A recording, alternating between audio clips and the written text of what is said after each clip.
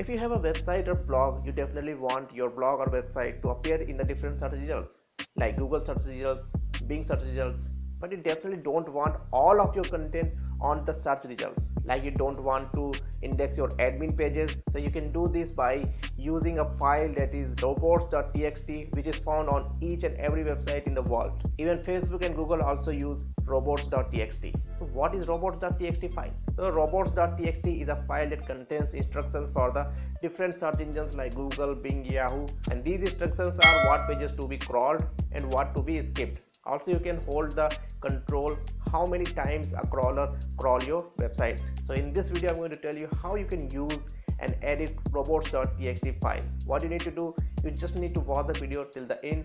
So without wasting time, let's get started. Each and every website in this world use robots.txt file to instruct the search engines to what to crawl and what to not.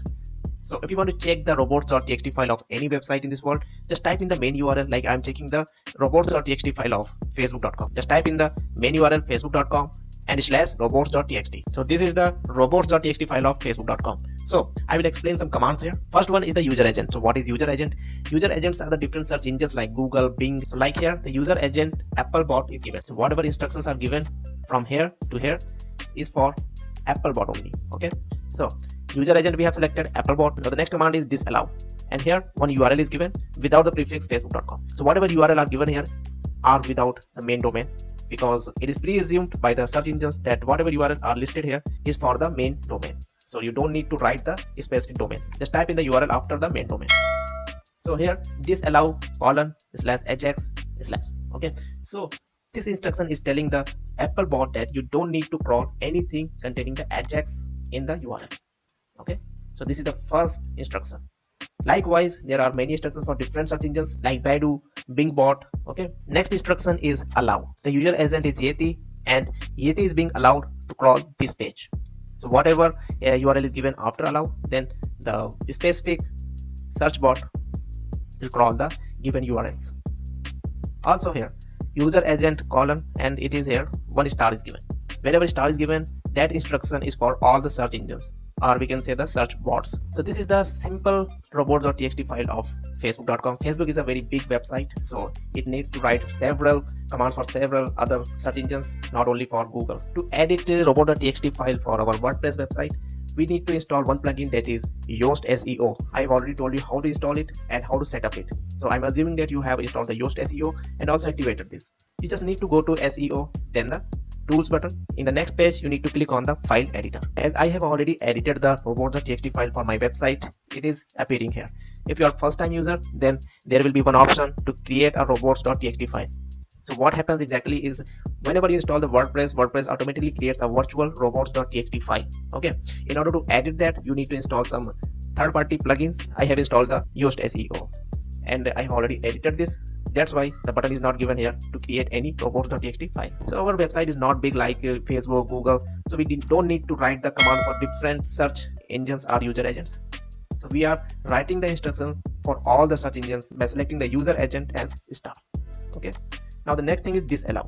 So whatever URL from our website contains the wp/admin will not be allowed to appear in the search result of any search engines. Since this is an admin page, no one would want to make admin pages to appear in the search results. So we are disallowing this. Next thing is allow. wp-admin /ajax.php. Okay, this is the default.